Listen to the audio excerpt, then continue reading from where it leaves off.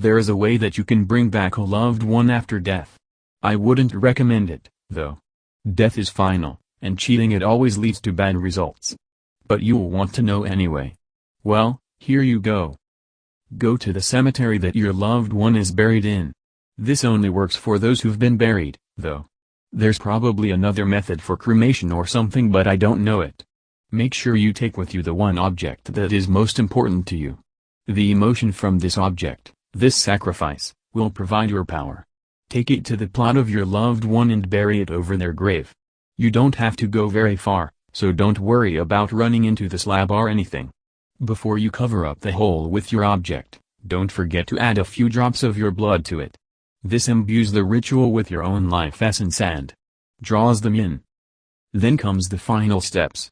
Take a small handful of dirt from where you buried your object, and swallow it. Disgusting, but necessary. That creates the link between you and where you need to go. After that, get yourself as comfy as you can and fall asleep upon that grave. If everything was done correctly, and you were lucky, you'll awake to find yourself standing at the gate of the graveyard. It will be dim, foggy, and you'll notice a lack of color in this drab place. You'll also see that there seems to be people wandering around the gravestones. Exactly how many, and what they'll look like will depend on the cemetery you went to, but I've never heard of a location not having at least a few dozen wandering around. Whatever you do, stay away from them.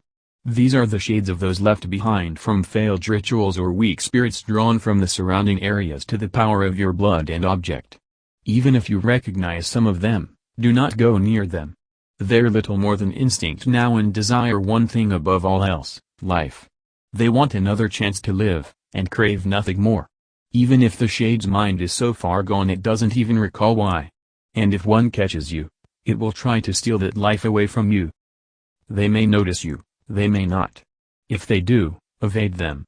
It shouldn't be too hard, as their reflexes and control are not nearly as sharp as they used to be. Avoid them and look for your loved one. The person may be at their grave or wandering the walkway.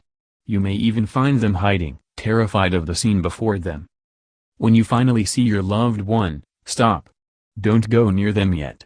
Call out the person's name and wait. If the response seems genuine, everything is going as planned.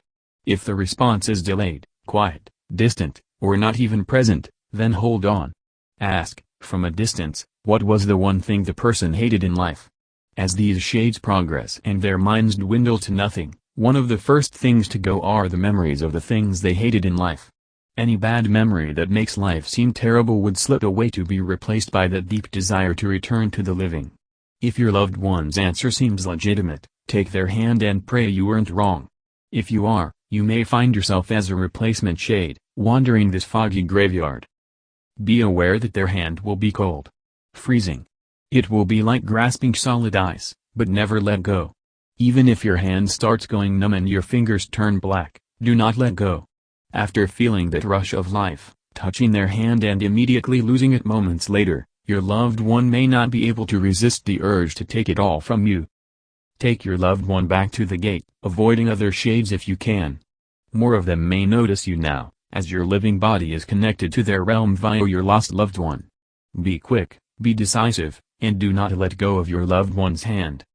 Should you make it and step through the gate of the cemetery, you'll find yourself back in the living world. However, this time your loved one will have rejoined you at your side, still clutching your hand. To the rest of the world, it will just seem like your loved one went on a long trip somewhere and recently came back. Nobody will be able to recall where it was they went or what they did there, nobody except you and your loved one, but they will be happy to see the person's return. After this, I suggest that you never stay in one place too long. Keep moving, keep roaming. The more random, the better. The moment you start to see the sickly, pale look come across your loved one's face or the bit of decay that might start forming on your skin, move. Death hates to be cheated, and if he catches up with you and your loved one, he'll make sure that you both feel every bit of the rotting sickness that will build up in your bodies until your loved one once again falls to the grasp of death and returns to the cemetery. This time, however, they won't be alone. You will be joining. Maybe you'll get lucky, though. Maybe someone might make this journey for you. They'll take your hand and drag you back to the world of the living. Only for it all to start once again.